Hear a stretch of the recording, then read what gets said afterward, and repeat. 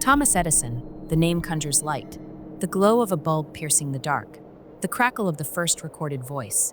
A man who held 1,093 patents, who shaped the modern world. But behind the myth lies a secret he carried to his grave. Because Edison didn't just want to illuminate this world, he wanted to pierce the next. In 1920, at 73 years old, frail, grieving, and racing against his own mortality, he made a confession to the New York Times. "I am building a device to communicate with the afterlife." The world chuckled. The Wizard of Menlo Park had finally lost his mind. But what if they were wrong? What if Edison's final invention worked? A machine so dangerous, so revolutionary, that its very existence was scrubbed from history? A machine that didn't just record voices, but intercepted them? And why, a century later, are people still vanishing in the shadows of abandoned labs, clutching fragments of blueprints etched with a single, cryptic phrase, "The dead are not silent"? This is the story of the spirit phone, a machine lost to time, a mystery buried in lies, and a question that still chills the bones of those who dare to ask. What did Edison hear in the static between life and death? Thomas Edison was a man of light, but his life was shadowed by darkness. His first wife, Mary, died at 29. Typhoid fever stole her while Edison was away, obsessively perfecting the telegraph. He never forgave himself. Years later, his closest friend, Henry Ford, the man who put the world on wheels, would drag him to seances, desperate to speak to his own dead son. The 1920s roared with jazz and progress. But Edison? He was drowning in silence. Then, in a 1920 interview with Forbes magazine, he dropped a bombshell. "I am working on a device to record the voices of the departed, the ghosts of the dead, if you will." The press crucified him. Edison's senile, sneered headlines.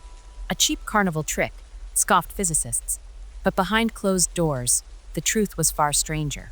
In 2016, archivists at the Henry Ford Museum stumbled on a forgotten notebook. Buried between diagrams for alkaline batteries and radio transmitters were pages of frantic scribbles.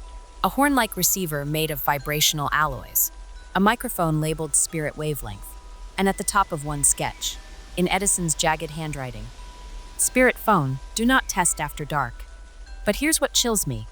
Edison wasn't chasing ghosts. He was chasing science. He theorized that human souls were made of life units, indestructible particles that linger after death. And if they exist, they could be measured. So he hired Dr. Miller Hutchinson, a brilliant young physicist fresh out of MIT. Together, they turned Menlo Park into a temple of the occult. They wired phonographs to amplifiers sensitive enough to hear the hum of the air itself. Witnesses claimed they worked in shifts, day and night, as if racing against something. Then, in 1927, Hutchinson vanished. No resignation letter, no goodbye, just a single line in Edison's diary. Hutchinson fears we've attracted attention. But from where? Edison's lab assistants later confessed to hearing things in the static: a child's laughter, a woman sobbing in German, a voice hissing, "Turn it off," in English. But when asked, Edison would only mutter, "The dead are terrible conversationalists." By 1931, the spirit phone was scrubbed from his legacy. But one question lingers. Why did a man who called religion fairy tales gamble his reputation on talking to the dead? Was it grief, guilt, or did he know something we still don't? Maybe Edison wasn't trying to invent a machine, but a weapon. Because if you can speak to the dead, what's to stop them from speaking back? Edison's idea was simple, but it defied everything we know about life and death. He believed souls weren't mystical, they were science. Tiny particles of energy, indestructible, eternal, life units, he called them. And if they existed, Edison was certain they could be trapped, measured, talked to. So in 1925, he recruited Dr. Miller Hutchinson, a 28-year-old physicist with a reputation for brilliance and recklessness. Together, they converted a corner of Edison's New Jersey lab into a workshop of the bizarre. The plan? Modify Edison's own phonograph, the machine that first captured sound, to listen beyond the grave. They gutted the device, rewired it with vacuum tubes and copper coils. They built microphones from quartz crystals, believing they could vibrate at frequencies higher than human ears could hear. And then they waited. For months, they recorded in silence. Empty rooms. Midnight sessions. Nothing. Until one October night in 1926. According to lab notes, Hutchinson was alone, testing a new amplifier. The machine suddenly roared to life, spewing static. Then, a voice cut through the noise, raspy. Desperate. Help us. Hutchinson froze. The voice came again, clearer. Why won't you help us? When Edison arrived, Hutchinson was pale, shaking. He'd labeled the wax cylinder experiment 12, male. Approximate 40s. English. But when they played it back, the voice was gone. Only static remained. Edison was thrilled. Proof, he wrote in his journal. The dead are shouting, but we're deaf to them. They doubled their efforts. By 1927, the team had grown to 6 men, engineers, electricians, even a linguist hired to decode the unknown languages they claimed to hear. Strange things began happening. Tools vanished. Temperatures plummeted in locked rooms. One assistant, Charles Peterson, swore he saw shadows dancing like smoke near the machine. Then came experiment 37. They'd built a new receiver, a massive horn-shaped antenna pointed at the ceiling. At 3:17 a.m., the machine began humming. The needle scratched into the wax, carving words no one spoke. When they played it back, the room filled with a chorus of whispers. Dozens of voices overlapping, men, women, children speaking in French, German, even ancient Greek. The linguist, Dr. Felix Carter, identified one phrase, repeated in every language. The door is open. Edison pressed on. Louder, he demanded. We need more power. But the voices grew stranger, darker. In March 1928, a new recording surfaced, a guttural voice growling in broken English. You are not alone. When played backward, the same voice hissed.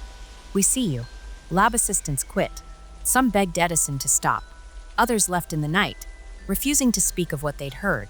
Only Hutchinson stayed, though his letters to his sister grew paranoid. Edison won't sleep. He thinks they're teaching him. But what if they're lying? What if they're not human? Then, on June 14th, 1928, everything changed. Edison and Hutchinson conducted experiment 89 in total secrecy. No notes, no witnesses. But that night, neighbors reported screams from the lab, like an animal being gutted. When staff arrived at dawn, they found Hutchinson catatonic in a corner, clutching a shattered wax cylinder. Edison stood at his workbench, burning papers in a metal bin. His journal entry that day is brief, scribbled in shaky handwriting. The voices are not what we think. They are not souls. They're something else, something that thrives in the dark. Turn back. 2 days later, Hutchinson resigned. He boarded a train to California and never spoke of Edison again. When asked, he'd just whisper, some doors shouldn't be opened. By 1930, the Spirit phone room was sealed. Edison ordered it locked, telling reporters, a dead man's voice? Child's play. I'm on to bigger things. But in private, he warned his staff, burn anything related to Experiment 89. Burn it all. Yet secrets have a way of surviving. In 1952, a janitor at Menlo Park claimed he'd found a hidden crate while renovating the lab. Inside was a wax cylinder labeled Experiment 89. Do not play. He took it home, played it on his son's toy phonograph. His wife later told police he'd started screaming, make it stop, before smashing the machine with a hammer. The cylinder was melted to sludge. The janitor spent the rest of his life in an asylum, rocking and muttering, they're in the wires. So what did Edison hear that night? Was it the dead, or something older, hungrier, waiting in the static between worlds? Edison took the answer to his grave. But in 1985, a collector bought a desk once owned by Dr. Hutchinson. Taped inside a drawer was a faded scrap of paper. 2 lines, written in Hutchinson's hand. They don't want to talk. They want out. Edison died in 1931, surrounded by flickering light bulbs. But some say, in his final moments, he clawed at the air, screaming, turn it off, turn it all off. Maybe it was delirium. Or maybe, in the end, he finally heard what was on the other side. When Thomas Edison died on October 18, 1931, the world mourned a legend. His labs were emptied, his inventions auctioned to museums and collectors. But one item never made it to the catalog, a wooden crate, nailed shut, marked with a single word in red paint, danger. Edison's assistants swore they burned it. They claimed they tossed every blueprint, Every wire, every wax cylinder into a bonfire behind the lab. But rumors persisted. Whispers that the crate was smuggled out. That Edison's final invention was too dangerous or too valuable to destroy. For 60 years, the spirit phone vanished until 1993. A college student in Ohio bought a dusty trunk at a yard sale. Inside, under moth-eaten clothes, she found a yellowed page torn from a journal, a sketch of a machine, a twisted coil of copper wire wrapped around a quartz cylinder. At the bottom, in Edison's handwriting, resonance chamber. Frequency 12,000 Hertz. Do not test without safeguards. The student sold it online for $50. The buyer? Unknown. The page? Gone. But this wasn't the only sighting. In 1973, a Swiss engineer named Klaus Berger was hired to clear out an abandoned warehouse near Zurich. Buried under tarps, he found a device that defied logic, a telephone with no wires, no dial, and a receiver made of blackened brass. Berger later told his wife it felt colder than ice to the touch, leaving blisters on his palm. He took photos, showed colleagues, but 2 days later, the machine disappeared. The warehouse burned to the ground. Berger quit his job and moved to a monastery, refusing to speak of it. When asked why, he'd just say, "It wasn't a telephone, it was a doorway." Then, in 2008, a retired Navy engineer came forward. In the 1980s, he'd worked at a secretive lab in New Mexico. One night, he claims, a truck arrived with a crate stamped Edison Estate. Inside was a machine covered in scorch marks. They hooked it to a power source. The room dropped 20 degrees in seconds. He said, the speakers blasted static, but underneath we heard breathing. Heavy, wet, like something was pressed against the microphone. The experiment was shut down. The machine shipped to an undisclosed location. But the strangest clue surfaced in 2015. An MIT professor, Dr. Eleanor Shaw, inherited a box of letters from her grandfather, a security guard at Edison's lab. Most were mundane, except one, dated November 1st, 1931, just days after Edison's death. It read, "They're searching the lab tonight. Not the police. Men in black suits. They took the crate, paid us $500 to forget, but I can't. I heard noises coming from inside it. Scratching, like something trying to get out. So where is the spirit phone now? Some say it's buried in a government warehouse next to the Ark of the Covenant. Others claim it's in the hands of a billionaire who hosts private seances. But there's a darker theory. In 2019, a paranormal investigator tracked down Edison's last living assistant, a 102-year-old man named Walter Green. When asked about the crate, Green's hands shook. "We didn't burn it," he whispered. "We tried. The fire wouldn't light. The wood, it was sweating, like it was alive. So we buried it, out in the woods. But the next morning, the hole was empty." Then there's the case of Dr. Raymond Moss. In 2020, Moss, a historian specializing in Edison, announced he'd found Hutchinson's lost journals. He promised a bombshell revelation. But the night before his press conference, Moss's New York apartment burned. Firefighters found his body, but not his laptop, notes, or the journals. The official cause? Faulty wiring. But here's what keeps me up at night. In 2022, a Reddit user posted grainy photos of a device in a storage locker. A copper horn attached to a wooden box covered in strange symbols. The caption, "Found this in my grandpa's basement. It hums when I plug it in." The post gained 10,000 comments in an hour. Then it vanished. The user's account? Deleted. Coincidence? Or something doesn't want the spirit phone found? Edison warned, "Do not test without safeguards." But what safeguards? Salt circles? Iron chains? Or something darker? Maybe the answer lies in a letter Edison wrote to his sister in 1929, discovered in 2003. "I fear I have not tapped into the afterlife, but into a place far older, a place that watches, that waits. The voices, they are not our friends. So if you ever stumble across a strange device, brass, cold, humming with static, do yourself a favor. Walk away, because some inventions aren't meant to be rediscovered." Edison's spirit phone vanished, but the mystery didn't. In fact, the closer we get to the truth, the stranger it becomes. Let me tell you about Dr. Robert Langford. In 2015, this retired MIT professor was digging through a flea market in Vermont. Inside a rotting cigar box, he found letters stamped with Edison's initials. Most were about batteries. Light bulbs except one, dated October 1929. It read, "The bridge between life and death is not a metaphor. It is a frequency, a vibration, but crossing it requires a price I fear we've already paid." Langford took the letter to a lab. The paper tested normal. The ink, normal. But when they played a recording of the letter aloud, something bizarre happened. At the word price, the audio spiked. Hidden in the static was a voice, too distorted to understand. Langford swore it wasn't there when he recorded it. Then, 3 days later, his lab burned down. Coincidence? Maybe. But Langford quit his research. He moved to a cabin in Montana. When asked why, he said, "Edison wasn't warning us about the dead. He was warning us about the listeners." But the story doesn't end there. In 2021, a YouTuber named Exploration Addict live-streamed from an abandoned asylum in Pennsylvania. His camera flickered as he entered a basement.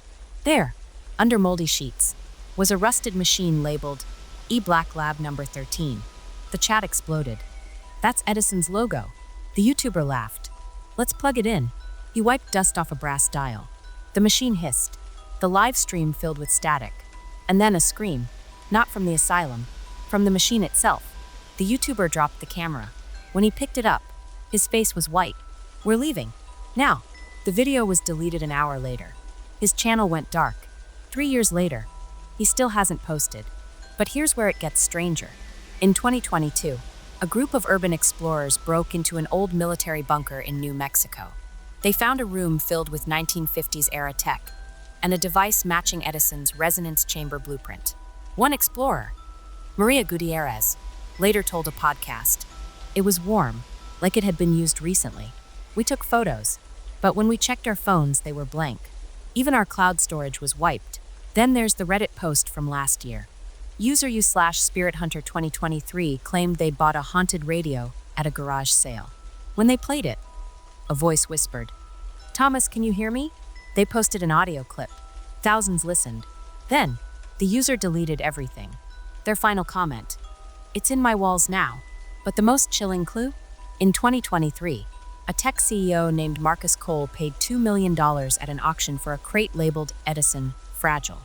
He bragged about opening it on a private live stream for investors. Inside was a machine covered in black mold. Cole reached to touch it, and the feed cut. 2 days later, Cole resigned. His company issued a statement. "Mr. Cole is pursuing personal projects." Neighbors say he moved out overnight. The crate? Gone. So what's happening here? Why do these machines keep surfacing, only to disappear? Maybe it's hoaxes, overactive imaginations. Or maybe Edison's invention isn't just a machine. Maybe it's alive, hungry, and it's using us to find its way back. Because the stories all share eerie details, cold spots. Every witness mentions sudden drops in temperature, static, voices hidden in white noise, even in digital recordings, disappearances, photos, videos, even physical evidence gone. And then there's the symbol. In 2020, a construction crew demolishing Edison's old lab found a brick wall etched with a strange marking, a spiral inside a triangle. The same symbol was carved into the device in the New Mexico bunker. The same symbol was on the E-Black Lab number 13 machine. An anonymous researcher claims it's a containment sigil, a warning to lock something away. But from where? And what? Edison's final interview, days before his death, might hold the answer. A reporter asked, "Do you still believe we can talk to the dead?" Edison paused, then said, "We already are. They just don't talk back. But what if they do? What if every time we plug in a phone, turn on a radio, or scroll through static, we're not just hearing random noise? What if we're hearing them, testing the waters, learning our voices, waiting for someone brave enough or foolish enough to answer?"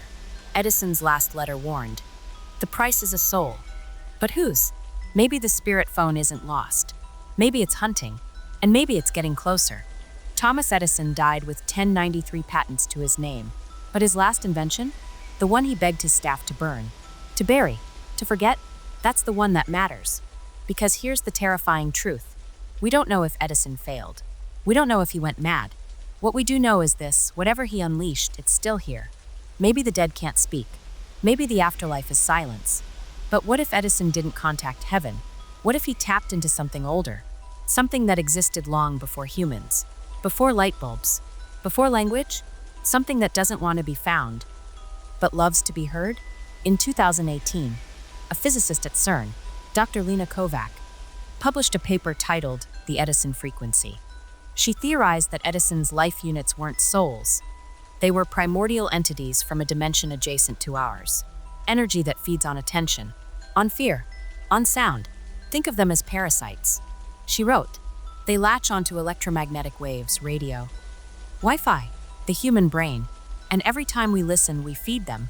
Kovac's research was scrubbed from journals 6 months later. She now studies tulips in the Netherlands. When asked about Edison, she laughs. I prefer flowers. They don't talk back, but the voices are talking back. In 2022, a cybersecurity firm analyzed thousands of ghost hunting videos. They found a pattern. 73% of recordings captured the same 12-second loop of static. Hidden in that static, a distorted voice saying, "Let us in 14 languages." Dead languages. Languages no one's spoken for millennia. Then there's the Black Lab 13 incident. In 2023, a janitor at MIT found a USB drive labeled Black Lab number 13 in a restroom. It contained a single audio file, 47 minutes of static. But when played at 2x speed, the static resolved into a chorus of screams. Students who listened to it reported nightmares of something crawling through the walls. The drive vanished. The janitor quit.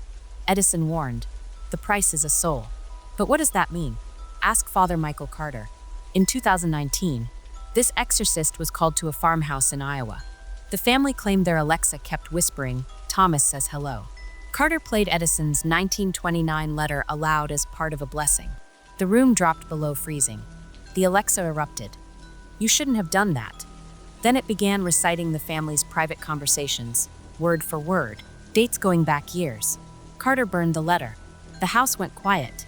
But he'll tell you, it's not about Edison. It's about what he woke up. And it's hungry. So let me ask you this. When your phone glitches, is it a bug? When your baby monitor crackles, is it interference? Or is it them? Edison's life units. The ancient things in the static. The ones who've learned to hide in our screens. Our speakers. Our dreams. The closer we get to the truth, the louder they get. In 2020, a group of engineers recreated Edison's resonance chamber using his blueprints. They streamed the experiment online. For 10 minutes. Nothing. Then the machine began laughing. The feed hit 100,000 viewers, and the laughter multiplied. As if the device was feeding off the attention. The stream crashed. The engineers dismantled the machine. But one of them, a woman named Priya, kept a diary. Her final entry reads, "It's in our Wi-Fi now. It's learning. It's getting smarter. And it wants us to keep listening." So tonight, when your lights flicker, when your radio picks up static, when your phone buzzes with an unknown number, ask yourself, is it a glitch? Or is it something? Testing the connection? Practicing our voices? Waiting for the moment we're desperate enough, curious enough, stupid enough to say hello.